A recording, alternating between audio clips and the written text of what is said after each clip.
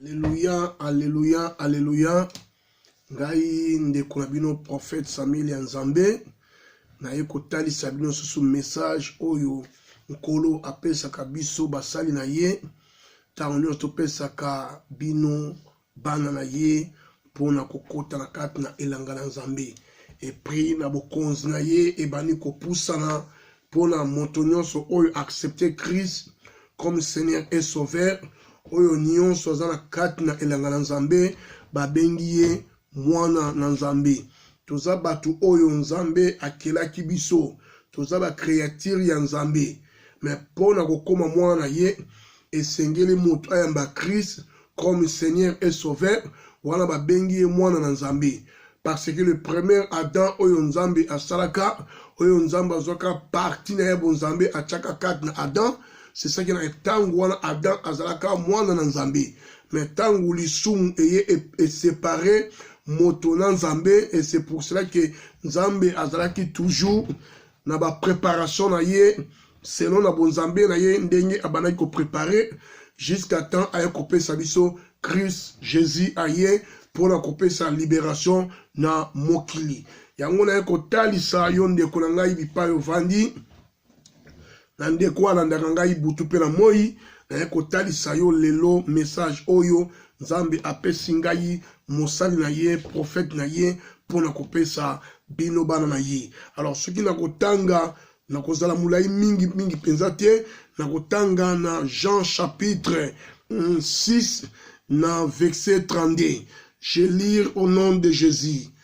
Jésus leur dit en vérité, je vous le dis, ce n'est pas que Moïse qui vous a donné le pain venu du ciel, mais mon Père vous a donné le vrai pain venu du ciel, car le pain de Dieu, c'est celui qui descendit du ciel et qui donnait la vie au monde. Alléluia, alléluia, alléluia. Ah, tomoni, Christ azo pesa biso parole oyo, ezalaki na batu ebele na village. Bazalaki na difficulté à makambo ya kolia. Alors tangu Yesu aye ebela ba pusalaki bazalaki na difficulté à kolia. To moni ke ba préparaki ba mapa na bambisi. Alors miracle et salami batu baliaki ba miraki. De Christ a esko la parole de vie. Abani ko talisa ebele abatu obana ikolanda ye oba eki pona miracle ya kolia mapa na bambishi oyo apesa ki bango. Alors bat ba pensa ki ka ke lokola maître wana asala ki miracle lelo so asala miracle tika to kende to soba bambishi na biso na ba mapa na biso to lia comme habitude. Mais ba ko kuta parole de vie oyo wuti likolo ekiti abzo parler banga bike eza Moïse te mutu apesa ki bino lipa mais lipa utaki na likolo mais lelo nazo talisa bino lipa oyo ya bomoi oyo Nzambe apesi bino ezali ngande na ye pona kopesa bino vie na mokili mobimba na ba oyo nyonso bazepa na nga bakozala jamais desi yango na kotalisa mutu moko azolanda ngai butu pe na moi ebele ya batu ful bazokomi tuna. Mais tokosala nini wana na Jean kaka na Jean na chapitre 6 na verset 28 Bible elobi boy ils lui dirent que ferons-nous afin de travailler pour le œuvre de Dieu.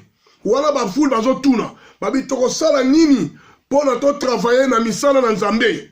Bien aimé na koyebisa yo Yesu aza ko benga yo okota la kati na elanga na ye kotika vie oza na ngona libanda na mutu oyo esa koti dans le Seigneur eza mutu oyo a séparé la vie ya masumu a koti na kati na elanga na Nzambe kotika vie ya ekobo yo mutu olandanga tango nyonso Nzambe azo parler na yo changer bomo na yo mipesa bomo na yo dans le Seigneur pote oyo za kolia na mokili ekoleka mais soki ozo liaka liloba na Nzambe bien aimé on va bengi le pain de vie, c'est Christ la parole pour toi. Au comment on a changement la carte à bon mon yo, pain à libota yo. Alors on parle sur ce que tu as qui est dans Matthieu dans chapitre 3, dans verset 2, Bible est parlé biso. Ils disent Repentez-vous, car le royaume de Dieu est proche.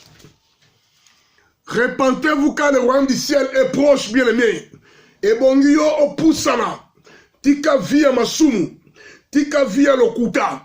Tika via koyina batu. Tika via kokosra makambu.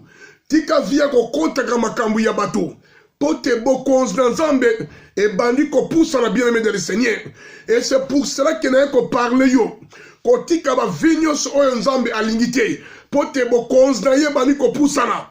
Et comme il pembeni. Tala changement makam ebele. Nazo parler na bino bozola na ngai butu pe na moi. Botika vi o nazo parler minge kobo. Pote Bible elle dit fouiller l'impudicité. Résistez au diable et il y fera loin de vous. Soko résister. Munguna na yo oya landaka yo butu pe na moi. A cause de la musika na yo bien-aimé de le Seigneur. Kotondi sa parole de vie. O ba bengi Christ la parole. Lipa na bomoi.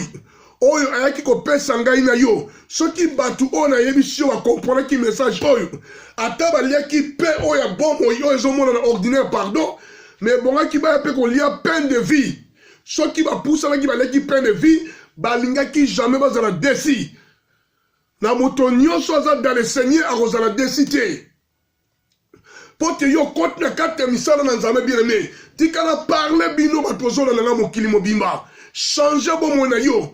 Quand la carte avec la crainte de Dieu, la Bible elle dit que la crainte de l'Éternel c'est le commencement de la sagesse.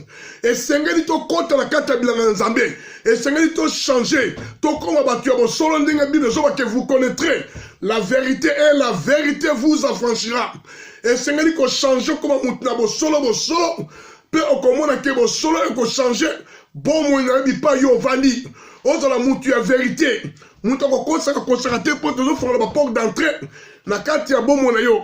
Alors bon na kati ya bomo na yo. Ota le peine de vie. C'est Christ avant dans la kati ya bomo na yo. A tambusa yo. A garder vie na yo. Comme il pèse à mobimba yo dans le Seigneur. Kotika ba vie à pamba mokili. Pour que le royaume de Dieu Bible zobake ils a déjà prêt. Ils ont déjà yakobongisama naba on baza préparé. Alors ce qu'on a préparé t'es bien aimé au kozala wapi ces jours-là. Le temps il y a enlèvement et banu ko poussana. Et tant que prophète dans Zambé a ko parler du père Mouvandi binos besoin qu'on a ngai bien aimé dans le Seigneur. Oyo nyo sa zongi sima. Et Seigneur ko compte la carte et la Nzambe lisusu ko se repentir. Ko compte la carte dans Nzambe bien aimé ko servir Nzambe na vérité.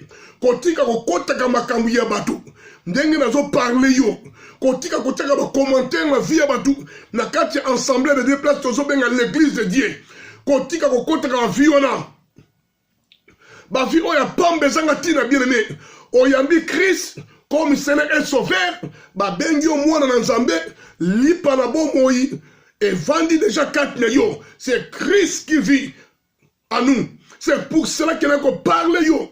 Yo mutozo landaka ngai butu pe na moi. Tango nyonso kotika ba via mabe, via kobo, via lokuta, vinyo se vani kat na yo, na ko parle na mokona na bien-aimé de le Seigneur, yo kanga bi pa na mokili mobimba. Le royaume du ciel de Dieu est proche. Donc on se bani ko pousse na bien-aimé de le Seigneur. Tangu ezali suste bien-aimé et Seigneur ko kota la carte dans la Nzambe ko simba bon Nzambe carte na yo ndoko mona munguna pe akozala musika na yo alors tangu yo totika ka lesale la carte bomo na yo et c'est pour cela que place munguna ako jouer na bomo na lokola ba joueur ndenge ba betaka la carte ya terrain.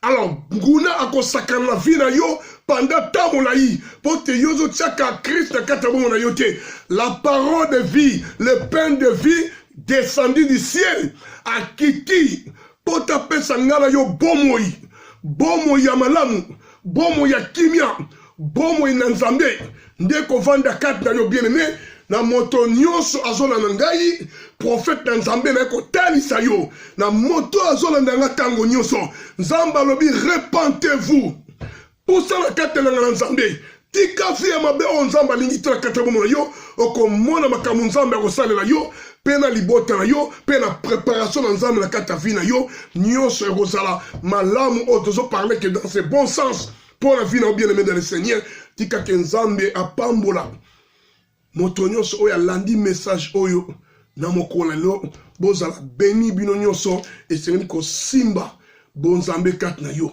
nde okomona makambo nzambe akosala na kati ya vi na yo na libota na mobimba na kombo na Yesu.